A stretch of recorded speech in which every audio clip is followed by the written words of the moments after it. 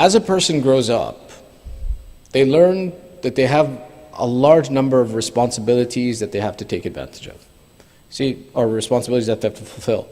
As a child, you can play, and if your mom tells you to do something or your dad tells you to do it, and then otherwise, if they don't ask you to do anything, you have no obligation. As you grow up, you start learning that, no, I have a lot of obligations to do, whether it's making my bed, whether it's putting on deodorant, whether it's making sure that my homework is done, that I eat good food, and slowly these responsibilities start to build up in a person. Some of the responsibilities that build up on a person are given to them by their religion, some are given by culture, some are given by society. Religion, for example, mandates that as we grow up and we become mature, that we have an obligation to pray, to fast, to pay khums. No one comes up behind you and taps you on the shoulder and says, hey, Allah is going to punish you if you don't do these things. Simply that we have to acknowledge that this responsibility exists and fulfill it. From culture and society, sometimes our responsibilities are very casual and very simple. For example, culture may mandate for a man that when you go out, your belt should match your shoes. Or that for a woman, when her in-laws come over, that she has a nice cultural outfit that she can wear in front of her in-laws. And culture mandates that these things are done, and it's in the individual's responsibility to fulfill them. All of these elements that we talk about reflect the values of a people, and it shows the type of person that you're dealing with by taking a look at and see what are their responsibilities and what are their priorities. And the more we recognize a person's responsibilities and priorities, the more esteem we can hold them in. A person who is careless to society, to culture, to family, to religion, we don't believe them to be trustworthy. We don't believe them to be someone who we want to socialize with. But the more we see that someone holds themselves accountable, the more we like them, the more we think highly of them, the more we want to be in their company because they're someone who's conscious of their responsibilities and they will do the right thing, and us, by being in their company, will do the right thing. There's no formal list. Nobody gives you a list and says, okay, now you're growing up, here's all the responsibilities, make sure you do them. But rather, slowly we learn about them and we educate ourselves. And we take cues from environment, we take cues from our family, from our society, from our education to learn what are the things that a person has to make sure they do. Unfortunately, there's something for us as a community has really fallen through the cracks that we don't pay attention to, and we should be. That's the aspect of what we call civic engagement. Civic engagement as a definition, civic engagement, civic participation, refers to an individual or group activity which addresses a responsibility or an issue of public concern, something that affects everybody. This includes our communities, this includes our society, this includes whether it's us as an informal gathering or us as members of this country.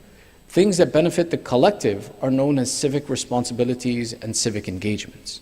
And our taking the time to participate in them is an obligation that we have to ourselves and to our community.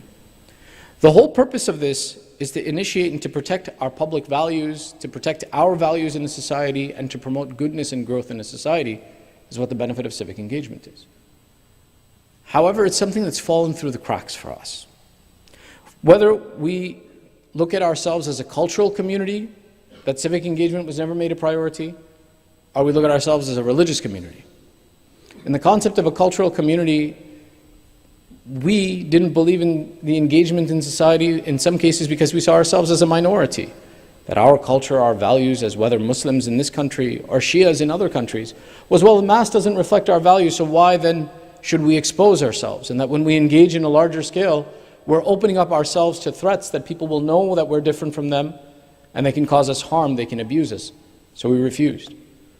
From another element, the cultural aspect that prevented us from civic engagement was that the subcontinent being under British rule. Imperial rule in the subcontinent has had many negative impacts on our culture and our community. One of which was the lack of responsibility and interest in self-governance and the lack of accountability of our government to us as a community. Why?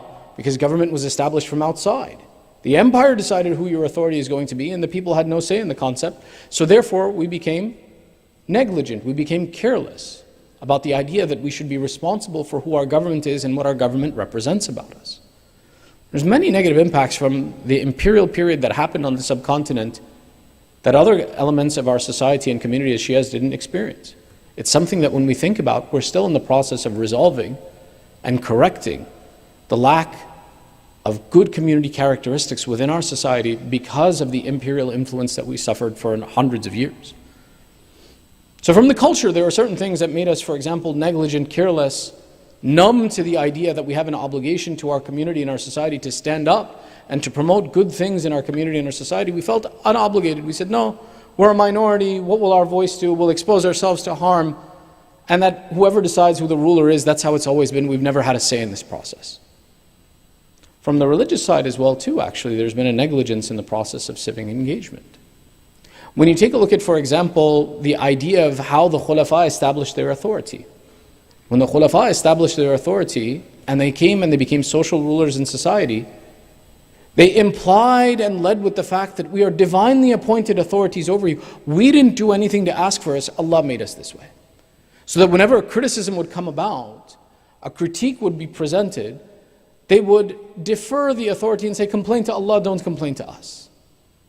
Making the people numb to the idea that their government should be answerable to them.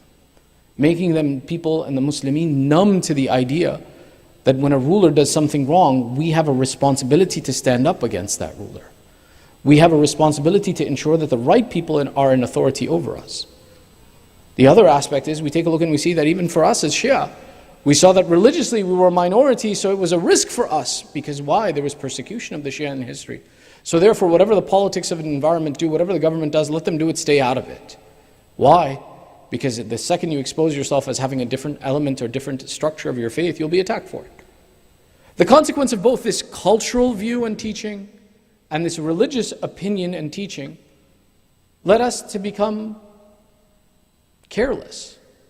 That society, we owe society a responsibility, and society owes us a responsibility. We have to work in the community and ensure that the community reflects our values and that we have a voice and a responsibility.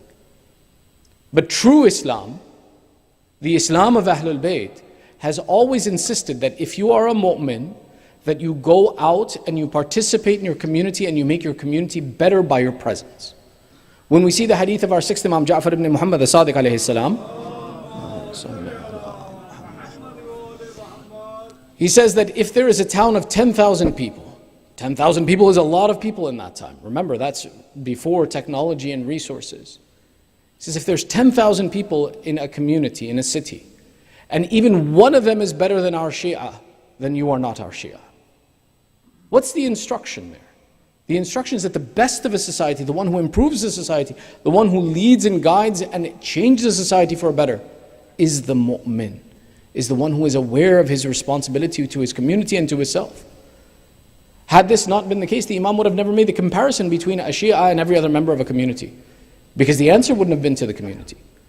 Even within Islam itself and the Quran itself, it teaches us that a community has a responsibility to goodness and to guidance, and that we have an obligation that to the society as a whole, whether they agree with us or not, we have to make changes. We have to pay attention and be involved. When Allah in Surah Ra'ad, in a very famous statement that we've read many times, Surah Ra'ad, verse number 11, Allah makes a statement, إِنَّ اللَّهَ لَا يُغَيِّرُ بِقَوْمٍ حَتَّى يُغَيِّرُوا مَا بِأَنفُسِهِمْ. Allah does not change the state of a community until they change themselves. When we stand up in society and say, oh, humanity has gotten bad, the communities have gotten horrible, there are bad values being presented here, oh, Allah save us. Allah is telling you in the Quran, I won't save you until you do the work. And Allah makes a statement, بِقَوْمٍ, of a community and a society. When we see bad qualities, when we see problems and difficulties in society, it's not our job to ignore it and say, well, it's not our problem, these aren't our people. It's not our problem to say that, oh, well, we're Muslims, we're okay, but the rest of humanity can go to hell. That's not how we behave. And to imagine that you'll be able to save yourself when your neighbors and your community are falling into sin, you can imagine that you'll save your children? You can't. They're going to be influenced by the culture, and if not this generation, then the next generation or the next generation, they won't be yours anymore. They'll belong to the society that they live in. We have an obligation to be the positive change in society and to engage in the society we live in. By engaging in that society, when we make that society better, we then fulfill our religious obligation. When we talk about the coming of our 12th Imam, Sahibul Asri wa Zaman, Ajjalallahu ta'ala farajahu sharif, Ma salli ala Muhammad. We talk about the Imam bringing in reform, improving, removing the evil of society. If we are not the people who start that work today, then how are we the followers of that Imam?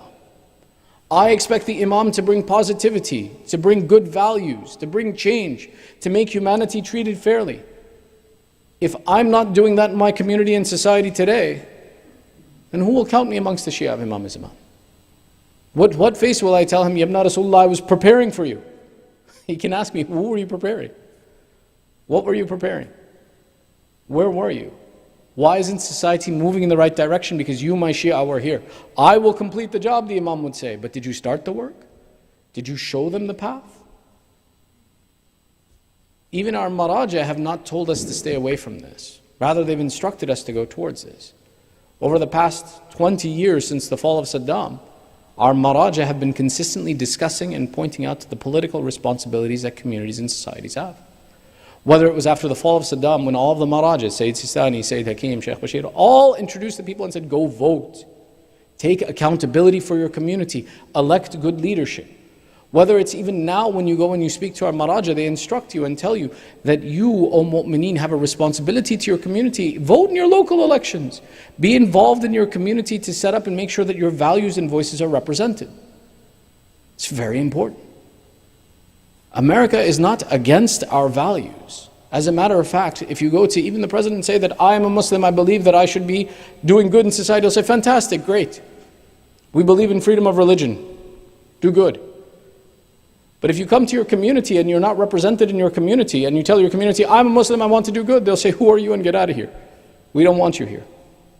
Why? Because in our community our voice was silent. In our community, we didn't do the work that we were supposed to. In our community, we didn't progress in civic engagement. We didn't get involved outside of these four walls. In these four walls, what we do is for ourselves. But when we prepare well and we train well and we build good culture in these four walls, then we need to go out and bring change into society. We need to show what Islam is. Here you learn what Islam is. Outside you teach what Islam is. Not through your words, but through your character. Promotion of good values, promotion of societal benefit, making sure that if there are bad elements that we stop them, that if there are good elements we promote them, that we go out and we teach morality, we teach character, we assist the needy, we protect the poor. All of these are our obligations and our values. And it's a part of our faith that these elements are represented in our communities and our societies. Just because someone didn't teach us this isn't going to absolve us in the eyes of God. We won't be absolved by saying that, oh Allah, our culture, you know, those British, they ran an empire over us for years and corrupted our thought process, therefore sorry. Or, oh Allah, those khulafa who said that God ordained me, they ruined our ability to do good, forgive me. Allah will say, where was your intellect? Why didn't you read my book? Why did you look at the empire? Why didn't you follow my Imam? Why did you follow someone who was other than the Imam? Islam is an agreement that we have an obligation to every member of a community and society, and that civic engagement to involve in the good and promoting in good values and preserving the good in a society is our responsibility. We have to be the leaders of change in environments. We have an obligation to ensure that our voice stands with justice. And one of the important ways that we stand with justice is by engaging with the environment around us through our faith and through our values.